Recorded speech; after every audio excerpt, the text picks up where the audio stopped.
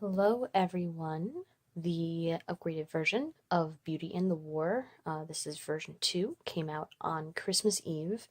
This is something that I've been really looking forward to for quite some time. Please excuse the toolbar on the bottom of the screen. This is the first time I've used OBS. You'll also notice in these clips there is also no sound. I was having some technical difficulties because I am technologically inept. Anyhow, there will be some spoilers ahead, so please watch at your discretion.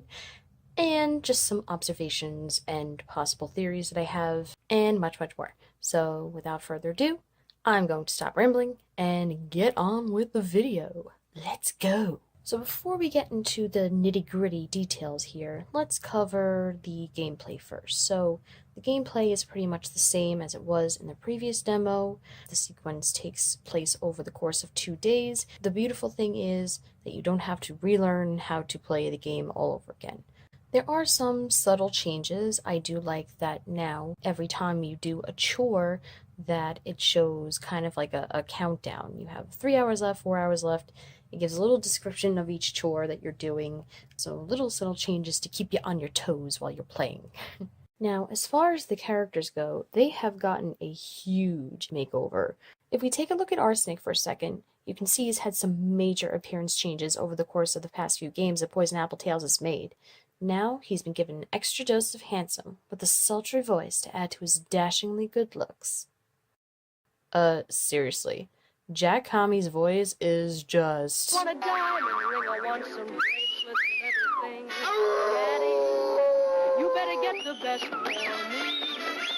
I am so sorry to Jack and everyone and the world. Please do not think I'm a creep. Thank you. Goodbye. What can I say about Victor? I absolutely love Victor. I think I will always love Victor. I loved his voice in the Valentine's Day special, so I can only hope that in the future, voice will be added to him because I love Victor. I love him. I love him so much.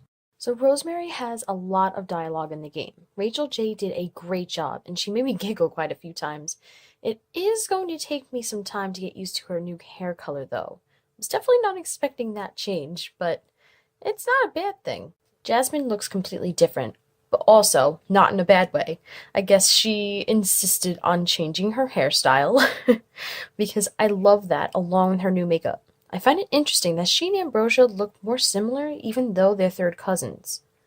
I was so tickled to hear Nick Smith's voice. I've always thought his voice was perfect for Chase. I actually burst out laughing when he was around Ambrosia when I decided to have her go for a swim. Sorry, Chase. Brooks made me snicker just because of the way Megan H. actually made her sound like an instrument out of tune. I really, really liked how that turned out. I do hope to see more of her in the future, as well as Wildfire. I did recently play War 13th Day, and I had the pleasure of seeing a lot more of the two of them. Okay, so next to Ambrosia, Bo Peep is just the cutest darn thing. I love her new look. The changes are beautiful, and I love how Maria A. voices her. Her voice has a really cute personality to it, and it's just perfect for her. Does anyone else besides me ship her with Barium? Anyone? Borium Peep? Okay, I'll stop rambling about that now. I just love everything that's been done. Everything just looks fantastic. I'm so excited with the new changes, and it really does give the game a fresher look and breathe new life into the characters. And speaking of character changes, none have gone through as many as this lovely lady here. Ambrosia's screenshots, animation, and style look awesome. I love all her new scenes, and she's just so darn adorable. I want to pinch her cute little cheeks and... Sorry. Seriously, though, she's adorable. By the way, that gif on Tumblr of her, I love it too. So use it as many times as your heart desires. Anyhow, speaking of scenes, I like that many of those that were in the original are still in this one. There may have been some subtle changes, but it was a nice dose of familiarity. There is one in particular which I hope its subject matter is elaborated on in the future. The part where the Amugi come in. And it's not just because I ship Ambrosia with Wind either. Although, it took me off guard when I heard Tyler LaFontaine voice Thunder. I'm so used to him voicing Wind that when it was his voice I called Ambrosia Phoenix trash. I won't lie, my heart broke little. Just a little. Aside from that, it was still really awesome to hear Tyler, even if it was just one line. In the meantime, let's talk about one scene that has had some major changes to it. Story of Virgo Island's history. First of all, this is no longer the intro scene. You'll see why when you play the game yourself. We also don't see hide nor hair of barium or alexandrite.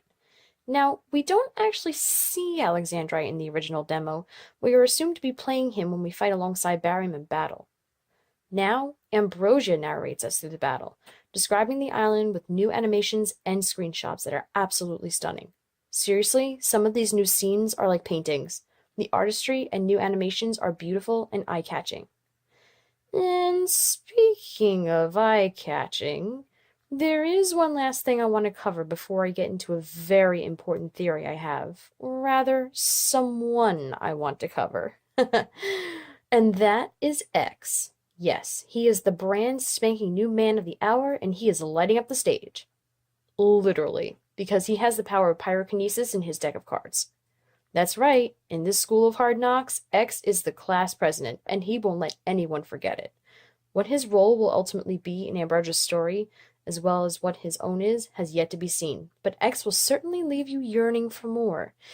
In more ways than one. Now, before I conclude the video, as I said earlier, there is a very important theory I have that I would like to discuss. This could put some major spoilers out there, so caution ahead.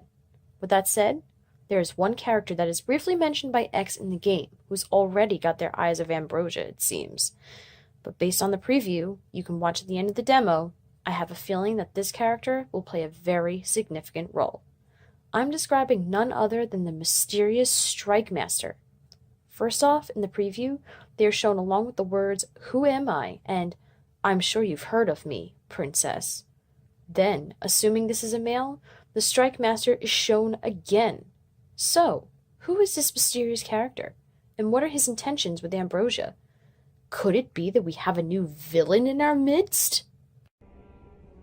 If what you say about this girl is true, bring her to me. I may just have an answer for you. If you notice during the preview, some of the dialogue is labeled by 3 question marks. Who else do we know whose dialogue is labeled by 3 question marks?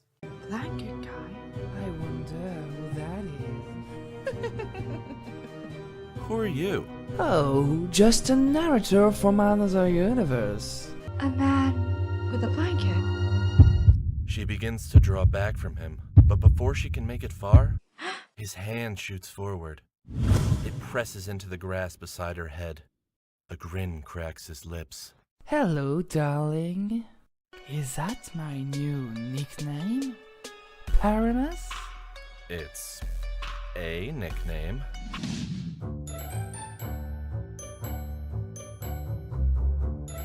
I think you get the point. So, let's summarize this here. We have the Strike Master, a man who we only see the bottom half of his face, shrouded in a red hue. Who else is shrouded in red? Before now, there were a couple suspects that were speculated to be Blanket Guy. It's been confirmed that Blanket Guy's identity in Beauty and the War is blonde.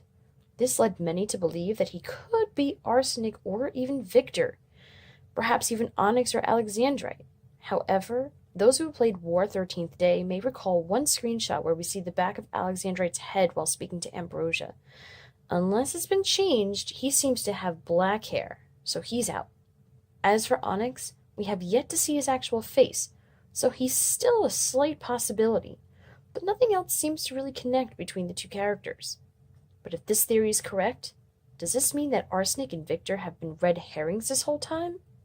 Do you think that Blanket Guy's identity has finally been revealed? I'd like to know your thoughts, so please let me know in the comments.